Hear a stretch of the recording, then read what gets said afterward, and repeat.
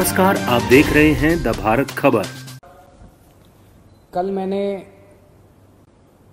Union environment minister Prakash Javadekar जी का बयान सुना था, आज अखबारों में भी उसके बारे में छपा।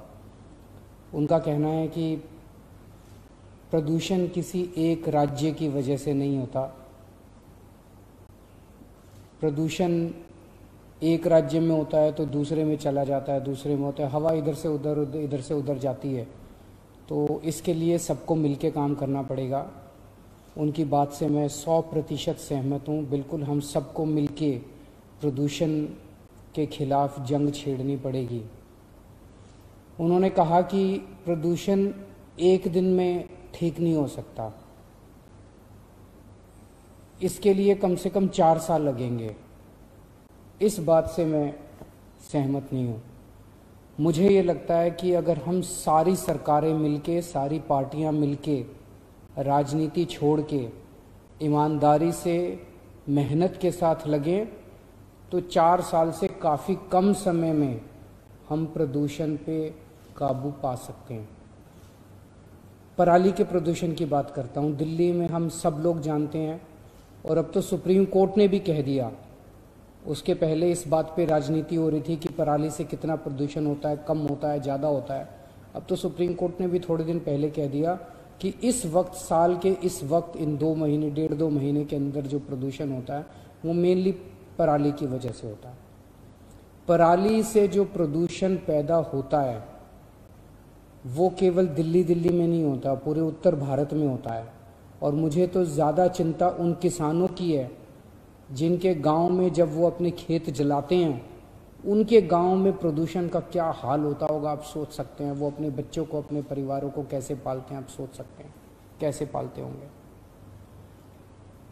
मेरा अपना मानना है कि पराली से उत्पन्न होने वाले प्रदूषण को काफ़ी कम समय में नियंत्रित किया जा सकता है। इसके लिए समाधान हमारे इंजीनियर्स ने, हमारे साइंटिस्ट्स ने समाधान दिए हैं। केवल और केवल राजनीतिक इच्छा शक्ति की कमी नजर आ रही है।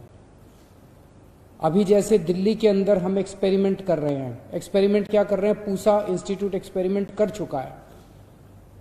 पूसा इंस्टीट्यूट के बताए हुए रास्ते के ऊपर इस बार दिल्ली के अंदर सारे खेतों में दिल्ली सरकार अपने पैसों से, सरकारी पैसों से उस घोल को, उस केमिकल का छिड़काव कर रही है, जिसकी वजह से पराली जो है वो खाद में कन्वर्ट हो जाएगी। तो पराली जलाने की जरूरत नहीं पड़ेगी। एक समाधान ये है। दूसरा समाधान, करनाल के अंदर एक बहुत बड़ा पराली से सीबीजी गैस, कंप्रेस्ड बायोगैस, वो सीएनजी की तरह होती है, सीएनजी की तरह उसका इस्तेमाल किया जा सकता है। तो एक तरह से करनाल में पराली से सीएनजी बनाने का बहुत बड़ा कारखाना शुरू हो चुका है।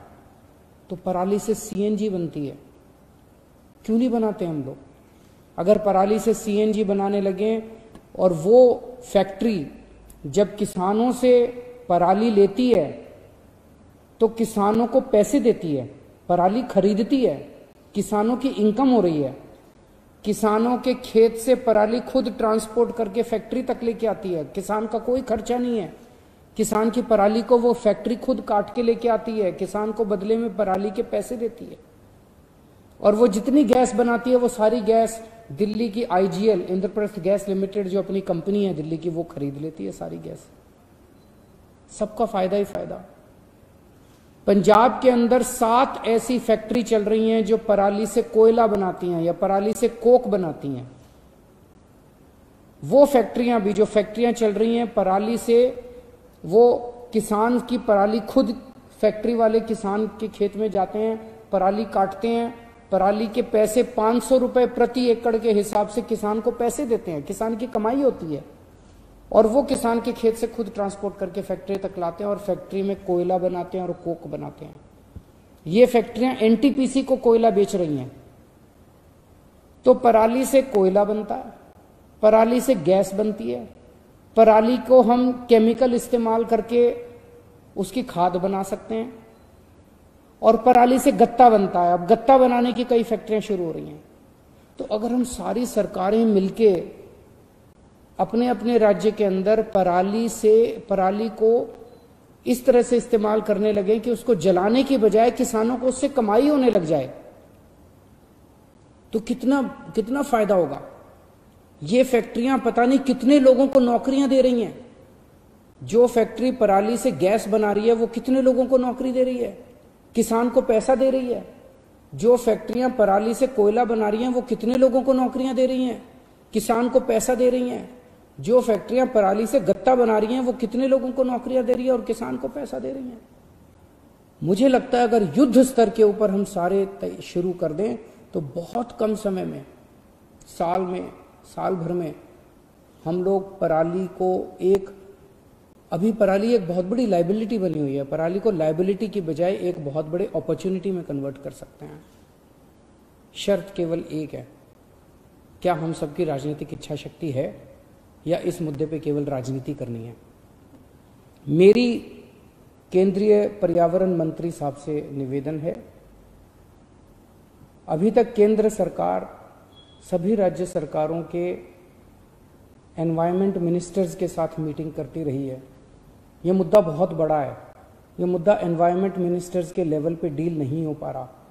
मेरी केंद्रीय पर्यावरण मंत्री जी से अपील है कि हर महीने नॉर्दर्न इंडिया में पराली से उठने वाला धुआं एक बड़ा पोल्यूशन का कारण है, इसीलिए उत्तर प्रदेश, दिल्ली, पंजाब और हरियाणा, इन चारों राज्यों के मुख्यमंत्रियों के साथ हर महीने केंद्रीय पर्यावरण मंत्री को मीटिंग करनी चाहिए। और जब तक पराली की समस्या, खुले दिल से मीटिंग करें, हम लोग एक दूसरे के ऊपर आरोप प्रत्यारोप ना करें। हरियाणा के मुख्यमंत्री साहब के पास खुद समाधान हो सकते हैं, पंजाब के मुख्यमंत्री साहब के पास खुद समाधान हो सकते हैं, उत्तर प्रदेश के साथ मेरे पास समाधान, हम सब मिलकर समाधानों के ऊपर चर्चा करें। अपने अपनी टीम के साथ बैठे हैं, अपने अपने एनवायरमेंट मिनिस्टर को लेके बैठे, अपने आप अफसरों को, एक्सपर्ट्स को लेके बैठे। और जब तक पराली की समस्या का समाधान नहीं हो सकता, हर महीने मीटिंग करके इसकी शार्प डेडलाइंस बननी चाहिए, टाइमलाइंस बननी चाहिए और उसके हिसाब से इसके ऊपर काम होना चाहिए। तभी हम इसके ऊपर इसका समाधान निकाल पाएंगे। तो इंजीनियर्स ने और एक्सपर्ट्स ने तो समाधान दे दिए हैं, कमी केवल राजनीतिक इच्छा शक्ति की है। नमस्कार।